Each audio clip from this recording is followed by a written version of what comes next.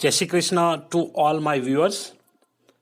In this video, I brought something new for you, and that is very essential for our life and spiritual aspects.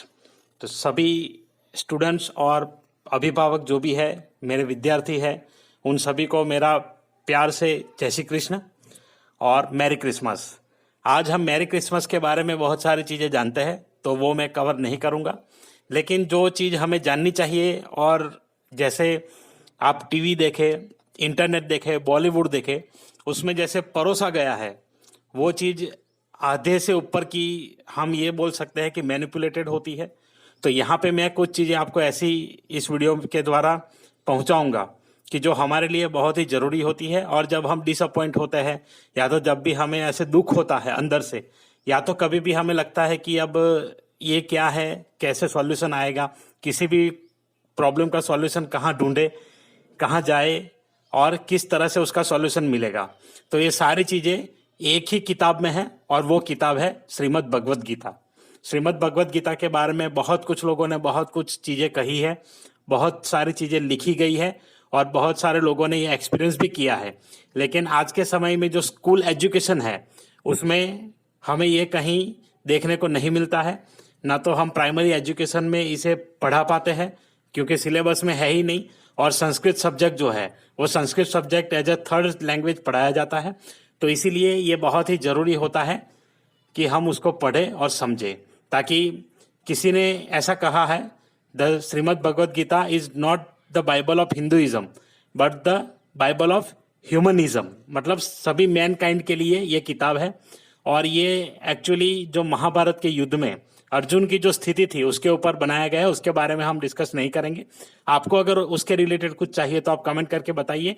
मैं ऐसा कोई बहुत बड़ा ज्ञानी नहीं हूं, लेकिन जो चीज़ मैंने एक्सपीरियंस की है, जो चीज़ मैंने पढ़ी है, वही चीज़ मैं आपको यहाँ पे बताऊंगा। जैसे श्रीमद् भगवद गीता में खुद भगवान ने कहा है कि मैं जो अर्जुन को कह रहा हूँ, अर्जुन को कहा है कि जो मैं सारी चीज़ें तुम्हें कह रहा हूँ वो सदियों से चली आई है, ये मेरे खुद का इसमें कुछ भी नहीं है।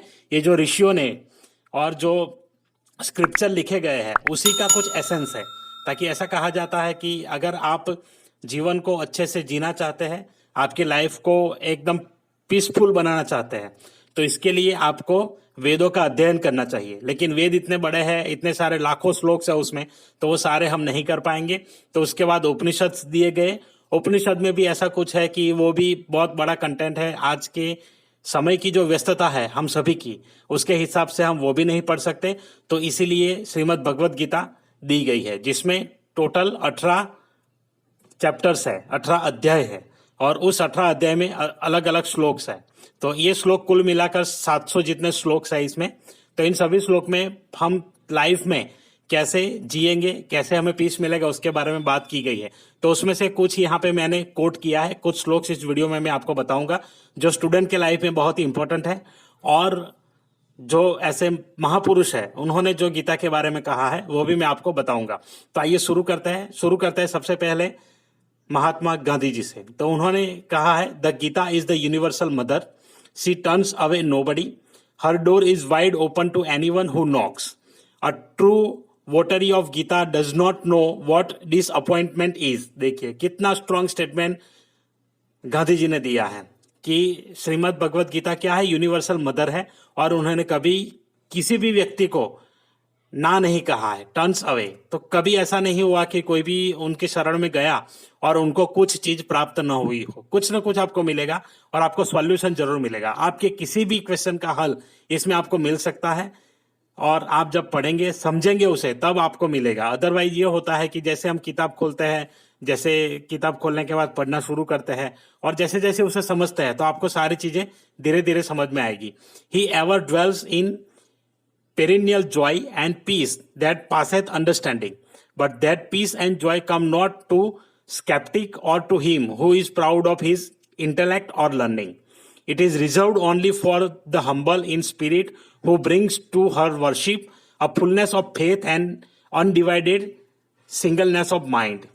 There never was a man who worshipped her in that spirit and went disappointed.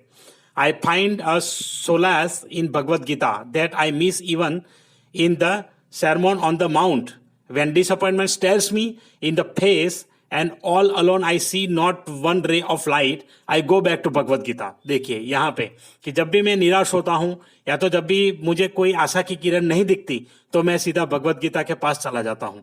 I find a verse here and verse there and I immediately begin to smile in the midst of overwhelming tragedies. And my life has been full of external tragedies.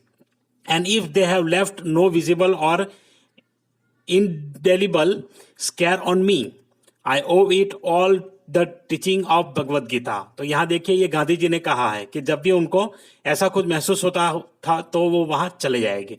यहाँ पे विनोबा भावे के quotes मैंने यहाँ पे कुछ लिए हैं और जैसे विनोबा भावे का मैंने एक पुस्तक पढ़ा था उसमें लिखा था कि अगर आज के समय में आप अगर किसी को ये कह देंगे कि ये चीज गीता में लिखी गई है, आपको अगर किसी भी इंसान से कोई भी चीज मनवानी है, अगर आप ये कहेंगे कि ये चीज भगवत गीता में लिखी गई है तो वो सामने वाला बंदा विश्वास कर लेगा। और आज के समय में तो ये और ज्यादा उपयुक्त है, ताकि आज के समय में क्या है कि हम भगवत गीता उतनी पढ़े ही नहीं तो हमें समझ में नहीं होगा कि लिखा है कि नहीं लिखा है। जब किसी ने कह दिया तो हम मान लेते हैं कि भाई लिखा होगा। अगर हम किसी को ये भी कह दे कि श्रीमद् भगवत गीता के 19वें अध्याय में पहले श्लोक में ऐसा कहा गया है, तो पहली बात यह है कि 19वां अध्याय तो है ही नहीं गीता में। और कुछ लोग तो ऐसा भी कहते हैं कि जो 18वां अध्याय है वो ओरिजिनल महाभारत में नहीं था, पीछे से ऐड किया गया है। तो ऐसे भी कुछ मान्यताएं हैं, तो उन्हीं का कोट है यहाँ पे। चलिए देखते हैं। भगवत गीता में कोई लंबी चर्चा नहीं है, कुछ भी विस्तृत नहीं है। इसका मुख्य कारण यह है कि गीता में कही गई हर बात का हर आदमी के जीवन में परीक्षण किया जाना है या व्यवहार में सत्यापित किए जाने का इरादा है। देखिए यहाँ पे क्लियर कट लिखा गया है कि भाई भगवत गीता में क्या है, तो वो हमारे मनुष्य जीवन के रिलेटेड ही है। गीता को हम निरंतर देखते हैं। इसका मुख्य कारण है कि जब भी हमें सहायता की आवश्यकता होगी हम इसे गीता से प्राप्त कर सकते हैं, और वास्तव में हम हमेशा इसे प्राप्त करते हैं। ये देखिए हमें निरंतर देखते हैं कि इसका मुख्य कारण ये है कि जब भी हमें सहायता की आवश्यकता होगी हम इसे गीता से प्राप्त कर सकते हैं। तो देखिए जब भी आपको कोई भी टेंशन हो, कोई भी क्विज, कोई भी डाउट हो, कोई भी क्वेश्चन हो, तो आप गीता के पास जा सकते हैं। वहां से आपको कुछ न कुछ समाधान जरूर मिलेगा। आदि शंकराचार्य के भाषा में यहाँ लिखा है, from a clear knowledge of Bhagavad Gita all the goals of human existence become fulfilled. Bhagavad Gita is the manifest quintessence of all the teachings of the Vedic scriptures. तो ये जैसे मैंने पहले बताया था वैसे ही आद्य शंकराचार्य ने यहाँ पे कहा है। उसके बाद देखिए कुछ साइंटिस्ट जो बाहर के हैं, जो इंडिया के नहीं है, जो हिंदू नहीं है, वो क्या कहते हैं गीता के बारे में। ऐसे बहुत सारे हैं, इसमें से एक है Albert Einstein. When I read the Bhagavad Gita and reflect about how God created the universe, everything else seems so superfluous. I have made the Bhagavad Gita as the main source of my inspiration and guide for purpose of scientific investigations and formation of my theories। तो यहाँ पे आप समझ सकते हैं कि कितनी बड़ी बात इन्होंने कही है। उसके बाद बात करें ऋषि अरबिंदो के बारे में, तो ये कहते हैं the Bhagavad Gita is true scripture of the human race, a living creation rather than a book with a new message for every age and a new meaning for every civilisation. तो यहाँ पर भी इन्होंने क्लियर लिखा है कि with a new message for every age. ये गांधी जी भी कहते हैं कि मैं जब भी जाता हूँ सेम श्लोक भी मैं पढ़ूंगा तो भी मुझे कुछ नई चीज सीखने को मिलती है। तो हर बार कुछ ना कुछ आपको नया मिलता है, और ये ऐसा नहीं है कि स्पेसिफिक एज के लिए है। आप स्टूडेंट है, आप कोई प्रोफेशन में है, प्रोफेशनल है, तो भी आपके लिए है। आपको मैनेजमेंट में भी हेल्प कर सकता है, आपको लर्निंग में भी हेल्प कर सकता है। Everywhere, every aspect of your life can be touch by Bhagavad Gita. उसके बाद देखिए इमर्सन का कहना है, I owed a magnificent day to the Bhagavad Gita. और ऐसा कहा जाता है कि थॉरो और इमर्सन, ये जो दोनों व्यक्ति है, वो दोनों व्यक्ति जब गीता पढ़ी उसके बाद वो उसको सिर पे रख के नाचने लगे। तो इतना उनको एक्साइटमेंट हुआ था ये सारी चीजें पढ़ने के बाद। It was the first of the books, it was as if an empire spoke to us, nothing small or unworthy but large, serene, consistent, the voice of an old intelligence which in another age and climate had pondered and thus disposed of the same questions which exercise us। तो ये देखिए इतनी बड़ी बात इन्होंने कही है। तो अब यहाँ पे आपके लिए कुछ श्लोक मैंने लिए हैं कुछ अध्याय से, पर इसमें सारी चीजें कवर नहीं कर सकते, बहुत ही बड़ा टॉपिक है। अगर आपको कुछ और भी चाहिए तो आप कमेंट करके बताइए, तो मैं आपके लिए और श्लोक भी यहाँ चैप्टर वाइज श्लोक भी आपको एक्सप्लेन करूंगा जो मैं समझता हूं और मेरे एक्सपीरियंस के अकॉर्डिंग, और मैंने जैसे श्लोक को समझा और फिर मैंने क्या क्या पाया इससे, तो वो भी मैं आपको बता सकता हूं। तो यहाँ पे सबसे पहला श्लोक मैंने लिया है चैप्टर 2 श्लोक नंबर 3। ये दूसरा पार्ट है, उसका दूसरी लाइन है, क्षुद्रम हृदयम दौर्बल्यम त्यक्त्वोत्तिष्ठ परंतप। इसका मतलब होता है give up petty weakness of heart and arise vanquisher of enemies. मतलब ये होता है कि क्षुद्रम हृदयम दौर्बल्यम, हमें हमारे हृदय की जो दौर्बल्यता होती है, दुर्बलता होती है, उसका त्याग कर देना है, उसका परित्याग करना है, और हमें उस दुर्बलता से जो भी हमारे विचार होते हैं, जिस विचार से हमें कुछ ना कुछ कहीं पे हम डाउन हो जाते हैं, तो ऐसे विचारों को हमें परित्याग कर देना है और उसको त्याग करके हमें खड़े होकर उठना है, उसके ऊपर से जाना है, उसको हरा देना है। इसका मतलब ये है। दूसरा श्लोक ये है, शिष्यस्ते हम साधि माम त्वाम प्रपन्नम, चैप्टर 2 श्लोक 7 है ये। तो इसका मतलब ये होता है कि कभी कभी हमें क्या लगता है कि हम बहुत सारे प्रॉब्लम से जूझते हैं, हमें सॉल्यूशन नहीं मिलता, तो हमें क्या करना चाहिए। तो यहाँ पे क्लियरली लिखा है शिष्यस्ते हम साधि माम त्वाम प्रपन्नम, कि अर्जुन ने कहा है कि मैं आपका यहाँ पे शिष्य बन चुका हूं, अब आप मुझे गाइड करिए। I am your disciple and am surrender to you, please instruct me for certain what is the best for मी।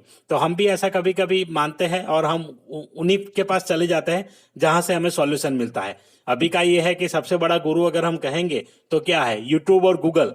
जब भी कोई क्वेश्चन होता है उसके ऊपर टाइप करते हैं और उसके ऊपर विश्वास करके हम ऐसे कभी कभी सॉल्यूशन हमें मिल भी जाते हैं, कभी कभी नहीं भी मिल पाते। तो यहाँ पे क्लियरली लिखा है कि हम अगर अपने प्योर हार्ट से भगवान को कहेंगे कि मैं आपका शिष्य हूं, मैंने आपको सरेंडर कर दिया, आप मुझे गाइड करिए, तो ऑटोमेटिकली अंदर से आवाज आती है और हम उस प्रॉब्लम को सॉल्व कर सकते हैं। यहाँ पे थर्ड श्लोक लिया है मैंने, सम दुख सुखम धीरम सोमृत्वाय कल्पते। तो इसका मतलब है, ये चैप्टर 2 15 नंबर का श्लोक है, the person who is not affected by happiness and distress and remain steady in both becomes eligible for liberation. तो अगर देखिए, सुख और दुख जिसको हम एक ऐसी परिभाषा में देखते हैं, ये जीवन का एक पार्ट है जिसको कभी हम अवॉइड नहीं कर सकते। पर हमारा कैसे जो लालन पालन होता है या जो भी हम बाहर देखते हैं, तो ज्यादातर हम सुख को महत्व देते हैं, पर जब दुख आता है तो हम खुद ही अपने आप को कोसते हैं या तो फिर किसी व्यक्ति को कोसते हैं। जब भी ऐसी सिचुएशन आती है तो हमें लगता है कि भगवान ने मुझे ही क्यों चुना और ये मेरे साथ ही क्यों होता है। बट ऐसा नहीं है, चैलेंजेस हर एक व्यक्ति के लाइफ में आई है। इवन भगवान का भी हम लाइफ देखेंगे, मैं कृष्ण भगवान की बात कर रहा हूँ, तो जितने भी स्टोरी या तो जो भी हमने कुछ भी पढ़ा है या कहीं पर भी देखा है, तो उसमें देखेंगे कि वो उनका जब बर्थ हुआ, बर्थ से लेकर के डेथ तक उनको कहीं पर भी कुछ शांति जो हम कहते हैं ऐसा नहीं था। कहीं ना कहीं कुछ ना कुछ उनके लाइफ में भी होता रहता था। तो वो है कि आप हैप्पीनेस और डिस्ट्रेस को कैसे डील करते हैं। बिकॉज जब सिचुएशन आती है तो उसमें क्या होता है कि 10% ही होता है सिचुएशन के अकॉर्डिंग जो होता है उसका अफेक्ट हमारे लाइफ के ऊपर, 90% ये होता है कि हम उस पर कैसे रिएक्ट करते हैं। तो ये भगवत गीता हमें ये सिखाती है कि हमें लाइफ में कैसे रिएक्ट करना है। तो यहाँ पे क्लियर लिखा है कि आपको उससे उतना ज्यादा अफेक्ट होना नहीं चाहिए। ये हैप्पीनेस एंड डिस्ट्रेस वो तो आता जाता रहेगा लाइफ में, कभी हैप्पीनेस मिलेगी, कभी डिस्ट्रेस भी मिलेगा, और ये एक पार्ट है हमारे लाइफ का। तो उसे हमें एक्सेप्ट करना चाहिए उसी सेंस में, उसी स्पिरिट से, जिस स्पिरिट से हम सुख को एक्सेप्ट करते हैं उसी स्पिरिट से हमें दुख को भी एक्सेप्ट करना चाहिए और उसी स्पिरिट से हमें उसे लेना चाहिए। श्लोक नंबर 4 जो लिया है वो भी चैप्टर 2 से है, श्लोक नंबर 40, स्वल्पमप्यस्य धर्मस्य त्रायते महतो भयात। यहाँ ये है कि working in this state of consciousness there is no loss or adverse result and give even a little effort saves one from great danger. तो ये देखिए, कभी कभी हम कुछ काम लेते हैं तो क्या करते हैं कि धर्म, यहाँ पे धर्म की बात कही है, तो धर्म की जब भी बात आती है, मैंने आपको स्पीच थी स्कूल की असेंबली में, उसमें भी बताएं कि धर्म का मतलब हमें क्या लेना चाहिए। फॉलो द प्रोसेस, सिंपल, जो हम काम करते हैं उसी काम को करिए और उसमें अपना 100% दे दीजिए, तो वो आपका धर्म है। अभी आप स्टूडेंट है तो आपका धर्म क्या होगा, पढ़ाई करना, सीखना, लर्निंग करना, और अगर आपने थोड़ा सा भी किया तो भी आपको उसका बहुत सारा बेनिफिट मिलेगा। तो यही चीज यहाँ पे कही गई है, even a little effort save one from great danger. देखिए, छोटा सा भी आप प्रयास करेंगे तो आपको बड़ी से बड़ी मुश्किल से भी ये बचा सकता है। इसलिए हमें एफर्ट्स कभी नहीं छोड़ने चाहिए। उसके बाद एफर्ट जो करेंगे उसके बाद ही हमें कुछ ना कुछ रिजल्ट मिलेगा, बट ऐसा नहीं है कि रिजल्ट नहीं मिलेगा, कुछ ना कुछ हमें जरूर मिलेगा। आइए आगे बढ़ते हैं। ये जो श्लोक है वो बहुत ही जगह आपने सुना भी होगा, बहुत सारे मूवी में इसको बताया जाता है, बहुत सारे मूवी के स्टार्टिंग होने से पहले इसको गाया जाता है। तो ये श्लोक बहुत ही वेल नोन है। कर्मण्येवाधिकारस्ते माम फलेषु कदाचन माँ कर्म फल हेतुर्भूर्मा ते संगोत्स्व त्व कर्मणि।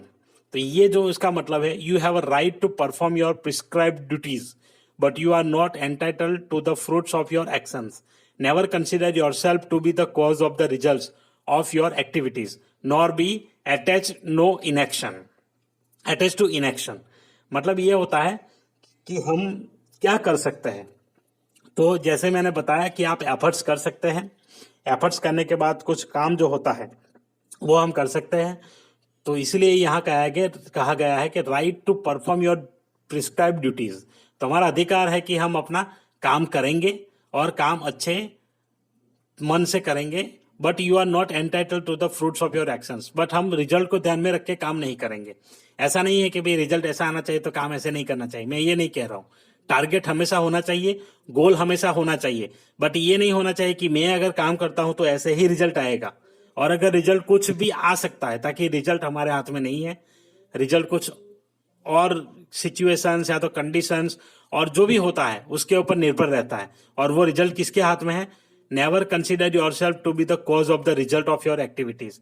यहाँ पे देखिए, you are not entitled to the fruit of your action. तो वो भगवान के हाथ में है।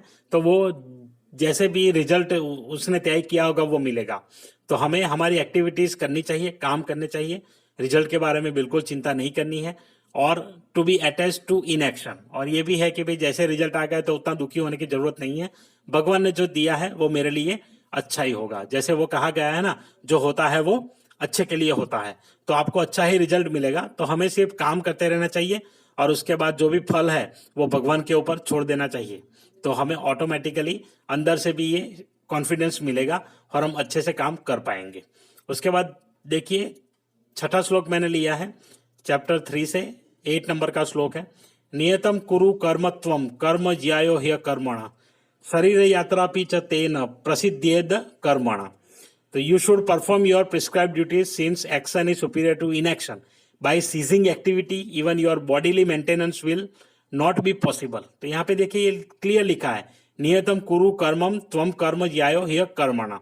जैसे आपको कुछ काम दिया गया है, जो असाइनमेंट दिया जाता है, कुछ नोट्स दिए जाते हैं, कुछ वो काम अगर आप नहीं करेंगे और उसकी जगह कुछ और करेंगे तो भी आपको रिजल्ट तो मिलेगा। रिजल्ट तो आपको जरूर मिलेगा। आप जो भी काम करेंगे उसका रिजल्ट आपको मिलेगा, लेकिन अभी वो काम आपके लिए नहीं है। यहाँ पे क्लियर लिखा है ना, परफॉर्म योर प्रिस्क्राइब ड्यूटीज। तो जो आपका काम है वो करिए, तो उससे आपको रिजल्ट अच्छा मिलेगा और आपकी लाइफ आगे जाएगी, आप ग्रो कर पाएंगे।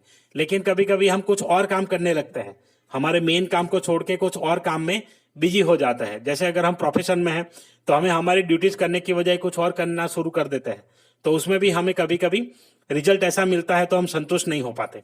तो यही मेन रीजन है कि हम हमारी ड्यूटीज को छोड़ करके और काम करेंगे तो कभी कभी ऐसा रिजल्ट आ सकता है। Since action is superior to inaction. और दूसरा ये कहा गया है कि आपको काम तो करना ही चाहिए। हम काम छोड़ देते हैं कि चलो ये ठीक है, नहीं करना है, या तो फिर उसको इग्नोर करते हैं अपने आलस में या तो प्रमाद में, जो भी हमारे मतलब ये दुर्गुण है उसको हमारे ऊपर हावी हो जाने देते हैं और हम काम नहीं कर पाते। तो यहाँ पे लिखा है कि action is superior to inaction. तो हमेशा हमें कुछ ना कुछ करते रहना चाहिए। By ceasing activity even your bodily maintenance will not be possible. और अगर हम काम नहीं करेंगे तो हमारा बॉडी भी उस हिसाब से हो जाएगा कि हमेशा से हमें काम नहीं करने के लिए ही प्रेरित करेगा। तो इसलिए हमें काम करता रहना चाहिए। अगर काम करते रहेंगे तो उसके अकॉर्डिंग हमारी बॉडी भी हेल्थी रहेगी, और इसीलिए सभी काम को इतना इंपॉर्टेंस दिया जाता है। उसके बाद का श्लोक मैंने लिया है, मम वर्तमानो वर्तन्ते मनुष्या पार्थ सर्वस। यह है चैप्टर 3 श्लोक 23। All man would follow my path in all respects. कभी कभी हमें ऐसा लगता है कि अब क्या करना चाहिए, कुछ लोग ये कह रहे हैं, कुछ चीजों पे ये कहा गया है, यहाँ पे ये कहा गया है, यहाँ पे ये कहा गया है, क्या फॉलो करें। तो भगवान ने गीता में कहा है कि आप क्लियरली मेरा पाथ फॉलो करिए इन ऑल रिस्पेक्ट्स। तो आप ऑटोमेटिकली सभी जो सक्सेस आप पाना चाहते हैं वहां तक आप पहुंच पाएंगे। इसके बारे में भी बहुत सारी चीजें होती है, हम स्टोरीज के द्वारा भी मैं आपको बता सकता हूँ। तो आप कमेंट करके बताइए मुझे, अगर आप इसमें आगे कुछ चाहते हैं तो मैं उसके ऊपर भी आपको वीडियो दे दूंगा।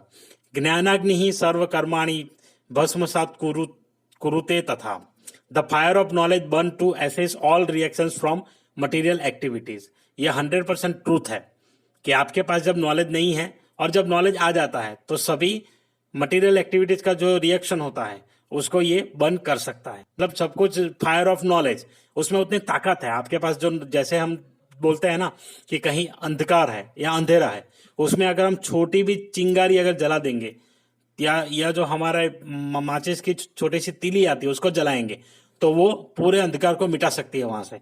तो उतना ताकत नॉलेज में भी है। तो अगर आपको किसी भी चीज का नॉलेज हुआ तो आपका वो अज्ञान जो है वो वहां ऑटोमेटिकली भस्म हो जाता है। चैप्टर 9 श्लोक 9, नहीं ज्ञाने न सदृशम पवित्रमिह विद्यते तत्स्वयं योग संसिद्ध काले नात्मनि विन्दति। In this world there is nothing as purifying as divine knowledge. तो ये भी सही है कि इस दुनिया में ऐसा कुछ भी नहीं है जो नॉलेज की तरह हो। तो ज्ञान को सबसे ऊपर रखा गया है। तो आपको जैसे भी किसी भी चीज का नॉलेज होगा तो आपका अज्ञान दूर हो जाएगा, और अज्ञान दूर होने के बाद आप अपने आप को भी अच्छे से फील कर पाएंगे कि हाँ ये मुझे पता नहीं था तो इतनी सी चीजें मुझे पता चली है। जैसे आज के इस वीडियो में भी आपके बहुत सारे डाउट्स है वो धीरे धीरे क्लियर होंगे। ऐसे पूरी गीता पढ़ने से भी बहुत सारी चीजें क्लियर हो जाती हैं और बहुत सारी नई नई चीजें आप सीख पाते हैं। तो इसीलिए आपको रेगुलरली इसको पढ़ना शुरू करना चाहिए और उसको समझने की कोशिश करनी चाहिए। विद्या विनय संपन्ने ब्राह्मणे गवि हस्तिनी the truly learned with the eyes of divine knowledge see with equal vision. तो देखिए ये जब विद्या विनय संपन्न है मतलब क्या, विद्या और विनय दोनों अगर हमारे पास आ जाएंगे तो आप किसी भी चीज को इक्वल विजन से देख पाएंगे। और इक्वल विजन से देखना वो बहुत ही बड़ी बात है, वो ऐसे मतलब हम नहीं समझ पाएंगे, बहुत ही बड़ी बात होती है। तो इक्वल विजन क्या होता है कि जैसे हम कोई चीज देखते हैं, एक हमारे पास किताब है और एक हमारे पास कुछ टेक्स्ट है, उन दोनों टेक्स्ट को हम जब कंपेयर करते हैं कुछ करते हैं तो वहां पे हमारे पास क्या होता है कि हमारे मन में भी कुछ सवाल होते हैं, कुछ डाउट्स होते हैं, कुछ क्यूरियोसिटी होती है। तो वो जैसे जैसे हम उसको पढ़ेंगे वैसे क्लियर होता जाएगा। तो जैसे आपको नॉलेज मिलेगा तो आपके सारे डाउट्स, आपके सवाल, आपके जो क्वेश्चंस है वो क्लियर होंगे और फिर आप उन चीजों को इक्वल विजन से देख पाएंगे। मैं यही समझता हूं इससे। बाकी आगे का जो है लोग क्या कहते हैं उसके बारे में मुझे कुछ पता नहीं है कि वो लोग क्या कहना चाहते हैं, पर मेरा ये है इक्वल विजन का। उसके बाद 11वां श्लोक लिया है चैप्टर 6 श्लोक 5 से, और ये मेरा सबसे फेवरेट श्लोक भी आप कह सकते हैं। ऐसे बहुत सारे श्लोक मुझे पसंद है, तो उसमें से एक ये है, उद्धरेद आत्मन आत्मानम नात्मानम वसादयत आत्मैव ह्यात्मनो बंधुरात्मैव रिपुरात्मना। तो इसका मतलब ये होता है, elevate yourself through the power of your mind and not degrade yourself, for the mind can be the friend and also the enemy of the self. मतलब जो होता है कि हमारी जो छवि है, हम जो है वो किससे बनेंगे, हमारे माइंड से बनेंगे। हम हमारे खुद के भी फ्रेंड हमारे माइंड से है और खुद के एनिमी भी उसी से बन जाते हैं। उद्धरेद आत्मन आत्मानम मतलब हमें हमारा उद्धार खुद करना है। उद्धार का मतलब क्या होता है कि भाई जैसे हम अगर छोटी सी बात में समझे तो सक्सेस, तो उद्धरेद आत्मन आत्मानम, तो हमें खुद का उद्धार हमें खुद करना है और कोई आके हमें कोई ऐसी हेल्प नहीं कर देगा कि जिससे हमारा उद्धार हो जाए।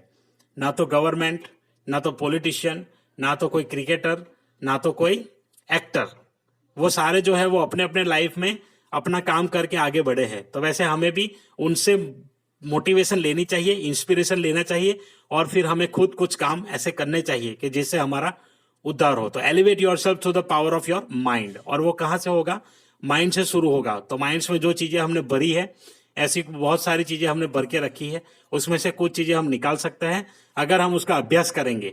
तो अभ्यास से ये सारी चीजें निकलती है, तो उन सब चीजों को निकालने के लिए अभ्यास करना पड़ेगा, और जितना अभ्यास करेंगे, जितना स्टडी करेंगे, उसके बाद हमें कुछ ना कुछ मिलेगा। तो ये इसका एसेंस है। उसके बाद देखते हैं अब 12वां श्लोक, युक्त आहारस्य विहारस्य युक्त चेष्टस्य कर्मसु युक्त स्वाप्नावबोधस्य योगो भवति दुःखः those who are temperate in eating and recreation. और ये भी मेरा एक फेवरेट श्लोक है और आप सबको बहुत ही काम आएगा। ये बहुत ही इंपॉर्टेंट श्लोक है हमारी लाइफ के लिए। तो those who are temperate in eating and recreation, balance in work and regulated in sleep can mitigate all sorrows by practising yoga. तो यहाँ पे लिखा है युक्त आहार से विहार से। तो आहार और विहार ये दोनों हमारा कैसा होना चाहिए? युक्त चेष्टस्य कर्मसु। तो मतलब ये जैसे लिखा गया है temperate in eating and recreation. तो हमारा जो खाना पीना होता है, हमारी जो रहन सहन होती है, उससे ही हम ये जो लाइफ है अपनी, उस लाइफ को बैलेंस कर पाएंगे। और हम जो रेगुलेटेड इन स्लीप, अच्छी नींद भी लेते हैं, तो वो भी हमारे हेल्थ के ऊपर सीधा असर करती है। तो ये हमारे हेल्थ के ऊपर है ये श्लोक। तो हमें यही करना चाहिए, युक्त आहार से विहार से। तो यहाँ पे हमें जो खाना है, जो हमारा रूटीन लाइफ है, उसको ऐसे रेगुलेट करना चाहिए कि जिससे हमारी बॉडी को और हेल्थ को भी कुछ उससे रिजल्ट अच्छा मिल पाए। उसके बाद का श्लोक है तस्मात् सर्वेषु कालेषु मामनुस्मर युद्ध च मयि अर्पित मनोर्बुद्धि मामे वैश्य से संशयम।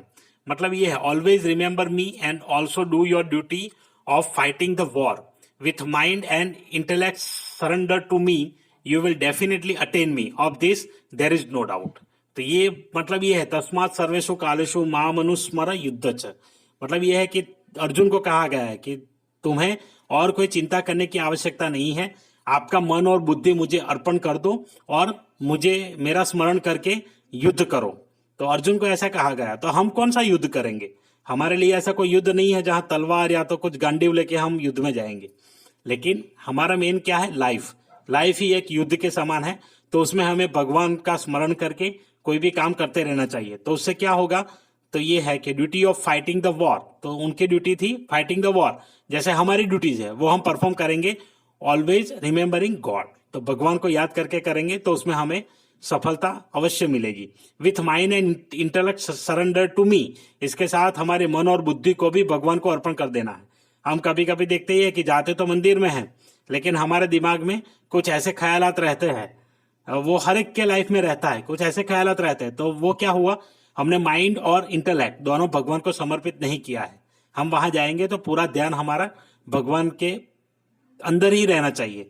हम भगवान से मिलने जा रहे हैं, जैसे हम कोई फ्रेंड को मिलने जा रहे हैं तो हम कैसे उसके विचार करके जाते हैं, कैसे हम उसके बारे में सोचते हैं, तो वैसे जब भगवान को मिलने जाते हैं या तो भगवान का जब स्मरण करते हैं तो इसी प्रकार से करना चाहिए। यू विल डेफिनेटली अटेन मी। तो उसी प्रकार से भगवान कहते हैं तो मैं आपको डेफिनेटली मिल जाऊंगा। पर माइंड एंड इंटेलेक्ट दोनों वहां पे सरेंडर होना चाहिए। बट अगर हम वहां जा करके कुछ और दिमाग में भर के जाते हैं, या तो फिर एज ए ट्रेडिशनली लोग जाते हैं तो हम जाते हैं, या तो फिर मम्मी पापा ने कहा है कि चलो आज मंदिर जाना है तो जाएंगे, तो ऐसे जाने से आपको इसका रिजल्ट नहीं मिलेगा। हमें क्या है? माइंड और इंटेलेक्ट वहां जाकर के भगवान को अर्पण कर देना है और उन्हीं के बारे में सोचना है। वैसे हम जब हर रोज शाम को सो जाते हैं तो तब भी हमें ये चीज करनी चाहिए। शाम को सोने से पहले 5 मिनट ध्यान लगाना चाहिए, मेडिटेशन करना चाहिए।